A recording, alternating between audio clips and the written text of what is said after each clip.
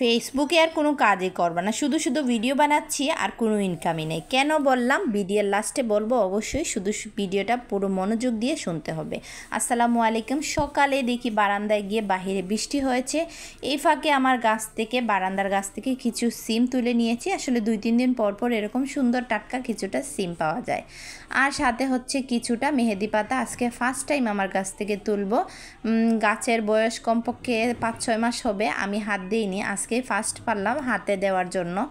তারপরে হচ্ছে বারান্দায় বেশ কিছু পুদিনা হয়েছে, এগুলি ভাবলাম কিছু কেটে এনে রেখে দেই, সন্ধ্যাবেলা মুড়ি ভর্তা খাবো। আর আপনাদের ভাইয়া সকালবেলায়, এটা শুক্রবারের ভিডিও ছিল, আসলে দেরি হয়ে গেছে দিতে।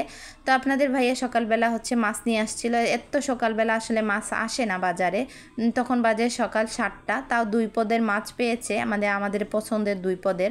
আর ছেলেরা পাঙ্গাস মাছ খেতে চেয়েছিল, ওইটা উঠেনি, হয়তো একটু পরে পাওয়া যেত। তো মাছটা খুবই ফ্রেশ ছিল, কেটে টেটে সুন্দর করে রান্না বসিয়ে দিব। আসলে ফেসবুকে এখন ইনকাম বলতে গেলেই নাই, কোনো ভিউ নাই, মানুষ ভিডিও দেখেই না, ধাক্কা দিয়ে চলে যায়। অনেকে 1-1.5 বছর ধরে কাজ করছেন, কন্টেন্ট মনিটাইজেশন পেয়েছেন, কিন্তু তার কোনো ইনকাম হচ্ছে না।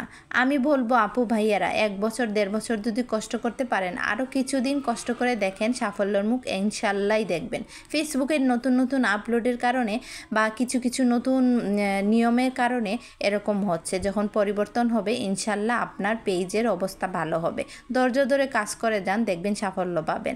আমি নিজেও তো কয়েক মাস আগে ভেবেছি ছেড়ে দিব, এখান থেকে কিছুই হচ্ছে না। আলহামদুলিল্লাহ কন্টেন্ট মনিটাইজেশন পেয়েছি, অল্প করে ইনকাম করা শুরু করেছি। সেই ইনকাম হয়তো কবে তুলবো, কিভাবে তুলবো আল্লাহই জানে। কারণ এই ইনকাম আমার ঘরের একটা চকলেট কেনার মতো না, কিন্তু আমি ধৈর্য ধরে কাজ করে যাচ্ছি। আমি কিন্তু হার মানার পাত্র না। ইনকাম হোক আর না হোক, কষ্ট করেছি, তা থেকে কিছু হয় কি না সেটা দেখে তারপরে ছাড়বো।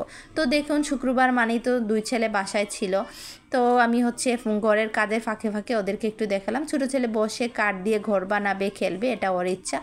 আর হচ্ছে বড় ছেলের পরীক্ষা, ও হচ্ছে পড়ালেখা করতেছে।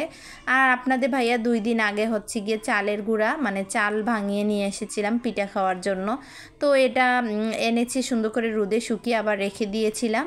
তারপরে মনে হলো শুক্রবার যেহেতু একটু পিঠা তৈরি করি, তো আমাদের সিলেটের বিখ্যাত নুনের পিঠা বা নুনের সন্দেশ যেটা বলে, সেটা তৈরি করেছি। এটা আসলে চা দিয়ে, রুটি, মাংস দিয়ে, যে কোনো কিছু দিয়েই তৈরি করেন, মা খান, অনেক ভালো লাগে।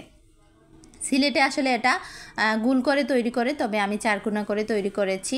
আর এই তো তেলে মুচমুচে করে ভেজে নিব। আমি আজকে চা দিয়েই খাবো।